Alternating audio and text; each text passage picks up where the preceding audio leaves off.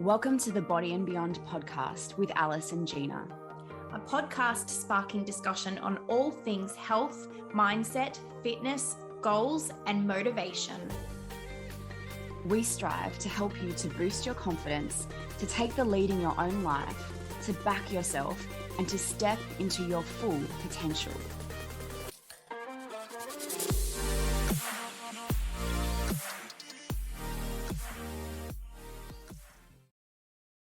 Body and Beyond is proudly sponsored by The Seed Cycle. The Seed Cycle is a beautiful female-founded Australian company. Seed cycling is a natural methodology that you can use to support your menstruation and your ovulation, and it can even be used to support your hormones through perimenopause and menopause. If you'd like 50% off your first month subscription, use the code BODY and BEYOND at the Seed Cycle website www.theseedcycle.com.au. Hey everyone, welcome back to the Body and Beyond podcast. I'm here with Gina, and today we are joined with a very special guest, lawyer turned nutritionist, Christiana, and we're going to chat about the impacts of malnutrition, undereating, and the impact of not nourishing your body. And for those who don't know, I've known Christiana for many years now. We met back in Bondi in Sydney when I used to work there as a PT, and we became friends pretty much from the day that I joined the gym.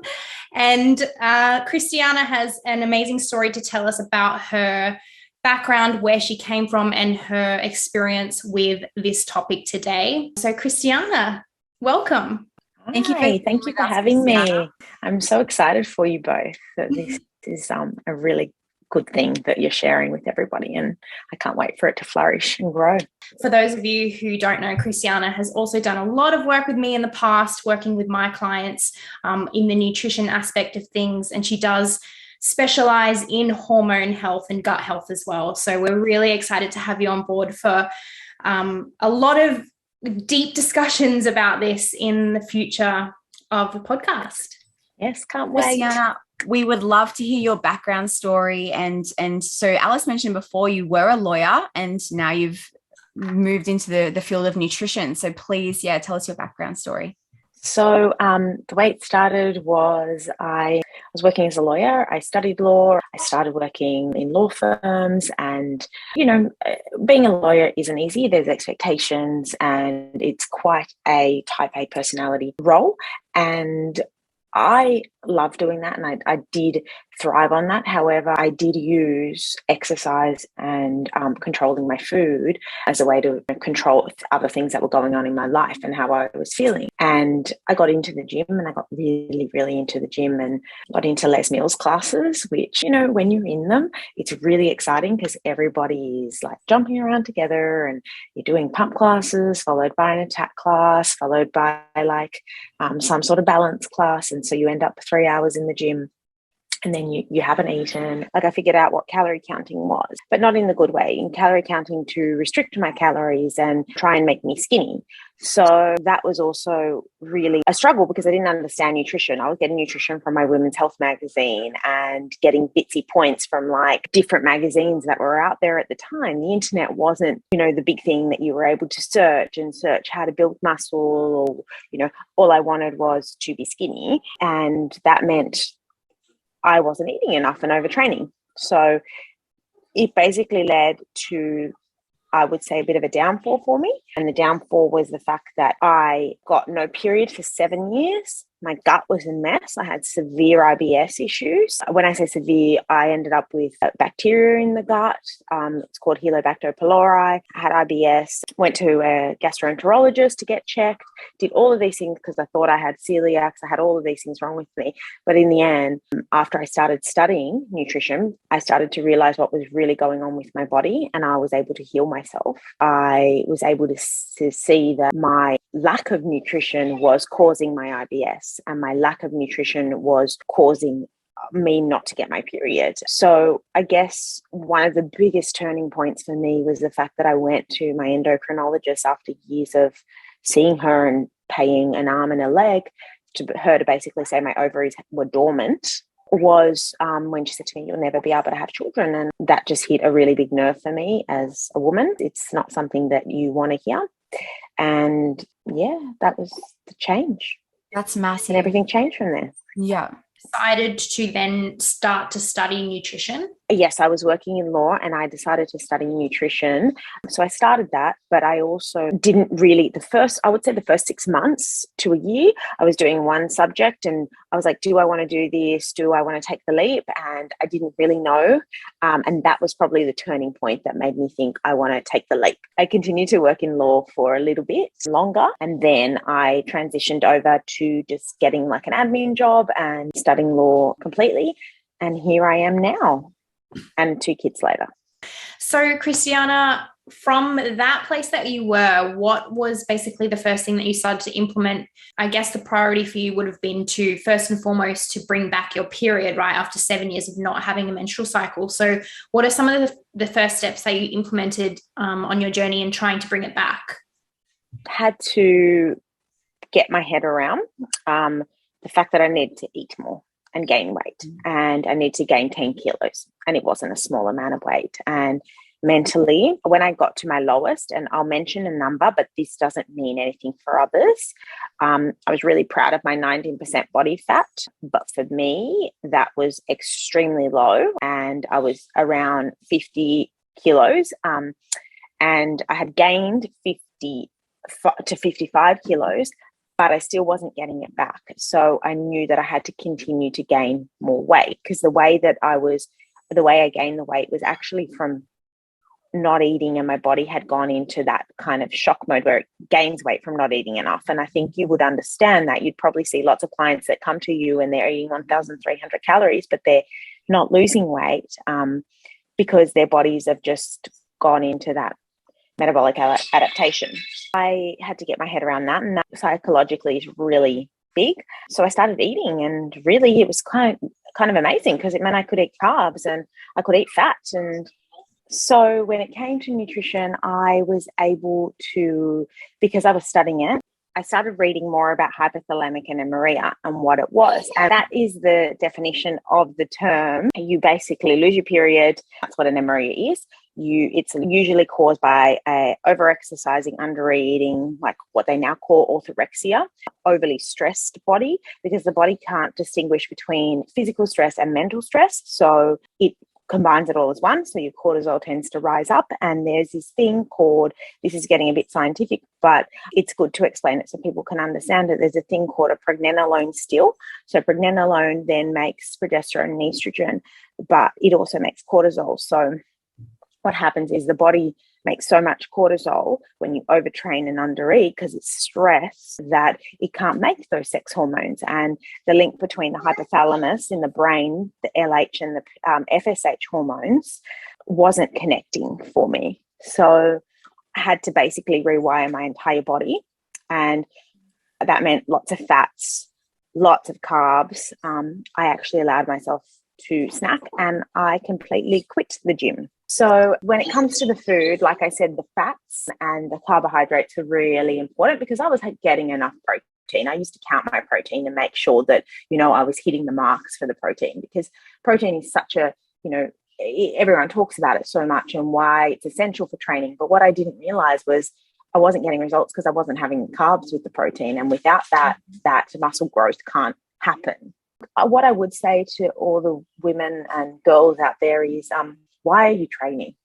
I think that was a question I got asked, and I got asked that by Mas at the gym. He said to me, you're here for like 2 hours every day at like from 5:30 a.m. What are you training for? And I said, nothing, just my life. And the thing is, when you see the women that we see on Instagram, most of the time they're training for a comp, they're training for some sort of an event. There's a reason. So I should have just been training for health, which I didn't realize. Absolutely. So like my training schedule went from 12 hours a week in the gym to no hours a week in the gym. I started yoga, and I started doing yoga 2 to 3 times a week, doing vinyasa flow, and walked every day for an hour. And that saved me. After 2 years, After 6 months, my first period came back, and then it regulated. And I would say by regulated, came back every month on 28 days after 2 years. And it's an interesting point you made. You weren't training for anything. You were training for life.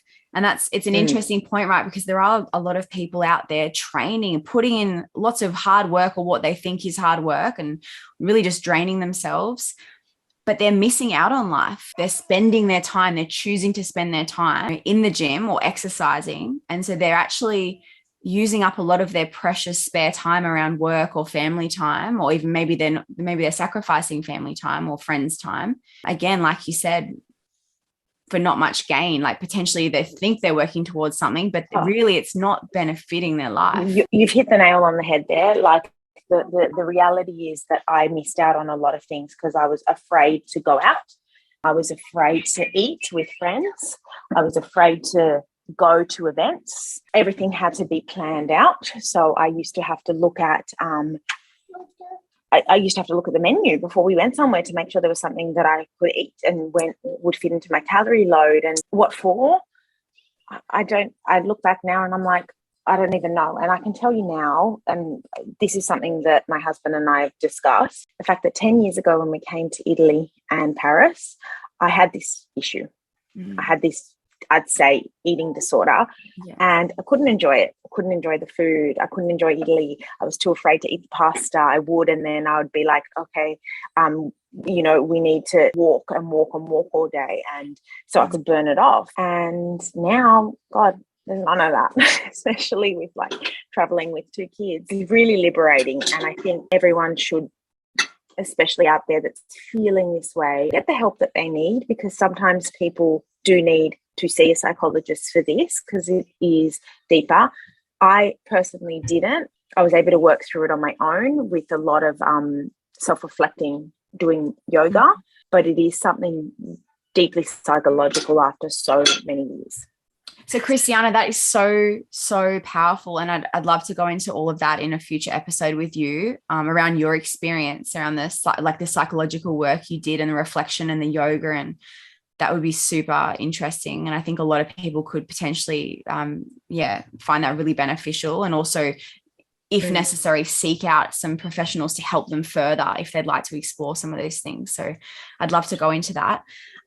You mentioned you lost your period predominantly because of your nutrition or lack of nutrition that was coming into your body. And you've also mentioned that exercise may have been a contributor. Could you elaborate a little bit more on the exercise you were putting your body through? Yes. So I was doing, like I mentioned earlier, the Les Mills classes. I did 3 Les Mills classes in a row. I would do body attack, then body pump, and then maybe I'd go like walk on a treadmill or go do something. So I would actually plan my week and literally do 12 to 14 hours in the gym. It's insane how much time I spent in there, and wake up every morning at 5:30 and do it. And obviously you can't train that hard on no fuel. Like, you're not training properly at all. So it was kind of a bit of lost time, I would say. And I was doing some weights with the PT, so I was getting a lot of those effects. So the benefit of me training, I will say, was doing the strength training. So I was doing strength training with a PT when I actually went and did a DEXA, because I used to get those done, and they have their benefits, and the benefits are that you can see your bones. And when you don't have enough estrogen and you're not eating properly and getting those vitamins and minerals, I had what my blood showed was, low total protein, and I was quite fatigued. My IM was low, all of those things, because I wasn't absorbing all the nutrients because my gut was such a mess. And the DEXA did show that my bones were actually strong. And the benefit of the training is that it allows your bones to strengthen despite me not having any estrogen. Because what happens as a woman when you don't have estrogen is your bones become very brittle, and you're likely to get osteoporosis. So not only was I not eating enough calcium for my body, I wasn't having any estrogen. So my bones were at risk. And that was one of the big things that I had to address nutritionally as soon as I decided that I needed to get off this. Yeah. But training can be really beneficial, but training can also be hindered like us in many ways as well. So it's important to find that balance. And what I will say now is, after 2 years of not being at a gym and just doing yoga and walking, I now train, and I train in a balanced way, and I do a HIIT or two a week, and I do strength, and I do my walking and I do yoga. So now it's all about finding that balance and that harmonious exercise that works for my body, and not looking for my six pack, but looking for something that's going to keep me happy. And probably as a mum, I don't get very much time in my day, as Alice would definitely know. I'm like, give me a 20-minute workout. Yeah. But I'm still moving my body, and I'm doing it for myself now. I think that's a really important message, and something that I struggle with a lot with my clients personally is trying to really relay that message that your training and your training program is not about calorie burning. It's not there for calorie burning. It's there for so many other reasons. And I often get asked the question, oh, how many calories should I be burning? Should I be checking it on my Apple Watch? Should I eat, depending on how many calories I burned in my workout? And the answer is always no, because your workout is not there for you to calorie burn. It's there for you to do all the other things that you just touched on for your bone health and your strength and your lean muscle mass. I guess muscle mass is probably one of the biggest things for body composition as well. But, training should never just be about calorie burn, full stop. And that muscle gain is going to give them the desirable shape or the toning that they're looking for. That's what's going to give you that beautiful shape. So it's not just about getting skinnier and spending calories. Yes, and they're never accurate anyway. Like MyFitnessPal's not that accurate. So, because people don't understand unless they're literally measuring every little thing. And also, we know that our watches aren't that accurate because there's so many more factors to calorie burning, like the thermogenic effect of food, which is like protein has the highest thermogenic effect of food, like when it comes to like the macros. So what that does to your body, and then what your gut's doing. Are you absorbing it? Are you able to digest it? Is the gut working properly? What part of your cycle are you in? If you're in the later part of your cycle, you're burning more because you've got more progesterone versus your estrogen. All of these factors come into play, and it's not as simple as this equals this. Well, I think that it's such a huge and important topic that we can definitely chat more about in the future. But I would love to just hear from you for our listeners. What do you think are the main points that they might need to tune into, or I guess the specific things that they can look at that might be telling them whether they are in this position, whether they are overtraining, undernourished, undereating, or malnourished? Is there anything specific that you can think of that would tell them that? Okay, so I'll give you some signs of overtraining and undereating. Sugar cravings, lots of them. Binge eating, finding yourself in the kitchen and overeating, even if it's on something unhealthy like nuts, just overdoing it because your body is not fueled enough. Your mood shifts, like quite unhappy, a bit irritable, angry at times, definitely. I would say also not getting a period, obviously, it's a really big one. Gut issues and other hormonal issues can be severe. You might not be missing a period, but you might have severe PMS. And what that looks like is, again, the mood shifts, bloating, distended belly, sore boobs, and things like that. Yeah. And also not being able to build muscle. Like that's a really big one. And I know that Gina, you probably could understand that. What we were saying earlier is that if you can't, something's wrong if you're retaining like fluid and fat and not being able to build muscle training that much. Look out for those things and try and seek help. And when I say seek help, not just on a psychological, I mean with a nutritionist, because they can work with you. And probably if you find someone that you connect with really well, they can help you get your period back sooner or help you just train to your benefits, and also find a trainer that is going to help you understand how to train properly. Yeah. Rather than you just hitting the gym and doing classes and think that your body's going to change. Yeah. Because your period really is the fifth vital sign, isn't it? Or the sixth vital sign. Absolutely. Said that in her book. So in Flow. So. And the thing is, it's not even just if your period is gone. There's so many other small indicators that can tell you if you're not eating enough, or if you're overdoing it, or if your body is stressed. You don't need to completely lose your period, but I mean, there can be so many other signs. It could be a change in your flow, a change in the days of your cycle. And like you said, Christiana, your mood and all the other PMS issues that can arise alongside your period as well. Yeah, and something we didn't touch upon is even like what you just said is just the change in the days of your cycle from a 28-day cycle to a 25-day cycle, which, okay, can be regular. 25 can be regular for someone else, but maybe not for you. So it's about understanding your body and what's right for you, and the fact that maybe dropping an extra 2 kilos even, which you don't think is a lot, it's enough for your body to take that shift. Yeah, that's something that I notice as well during competition, although I've never actually lost my period during competing, and a lot of women do. Like you said, every woman, like your body is different. So what might be lean for someone may not be suitable for another person, depending on their own body. So for me, although I've never lost my period, even when getting to stage, I will definitely see the change in the length of my cycle. So the length of my cycle will always go on for longer when I'm really lean and when I'm really like stressed or working hard. And then when I come out of comp, it's bang on again, that 28-day cycle. So that is the one thing for me that always changes. And I notice that change when my body is taking on more stress, less food.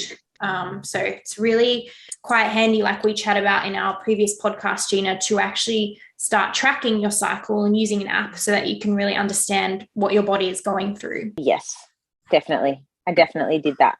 That was one of the biggest things. With anything, you need to track it to be able to, it's like training. You have a training schedule, and the reason you have that to know that your reps are going up or your weights are going up. It's the same with anything with your body. You need to track what your cycle is doing. You need to track what your gut symptoms are doing so you can address all of those. So, yeah, knowledge is power when it comes to the body. Yes. So, Christiana, we're going to go into so much detail with a lot of these topics into the future and future podcasts. But for today, I'd love to know, what would you say your biggest life lesson has been so far when it comes to health? What was the biggest change point for you, or the biggest lesson? Listening to my body. I think that was the biggest lesson that I learned. And I would say that has benefited me following that, being pregnant twice, listening to my body while I was pregnant, post-pregnancy, having to heal from a C-section and having to listen and not, try and break through that. So I've been able to take that through to the rest of my life and understand every aspect of my body. And if something shifts, I know straight away.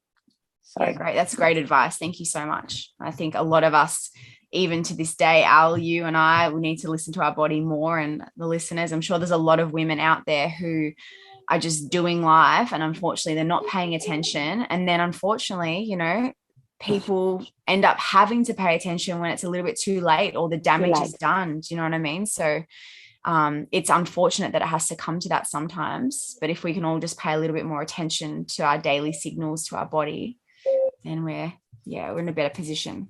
Yeah, exactly. Great advice. So for our listeners, we had a couple of questions to finish up today's podcast. This week, we would love you to think about a way that you can add nutrients into your diet to support your energy and your health, as opposed to thinking about what you can cut out, specifically when it comes to training and being able to nourish your body before and after your training sessions. Thinking about how you can actually nourish your body this week and add to your diet and your intake. And the final question we'd love you to reflect on today, guys, is from what we've learned today from Christiana, what is one small aspect that you can integrate into your day-to-day life? So out of all of the things that she's mentioned today, what is one little takeaway that you can start to integrate, even if it's tomorrow or later this week? Okay, guys, well, stay tuned. We're going to have so many more interesting topics coming up with our nutritionist, Christiana. And if you liked this episode, please don't forget to take a screenshot and share so we can build our Body and Beyond community. Stay tuned for the next episode. So thank you so much for joining us today, Christiana. See you guys. Bye.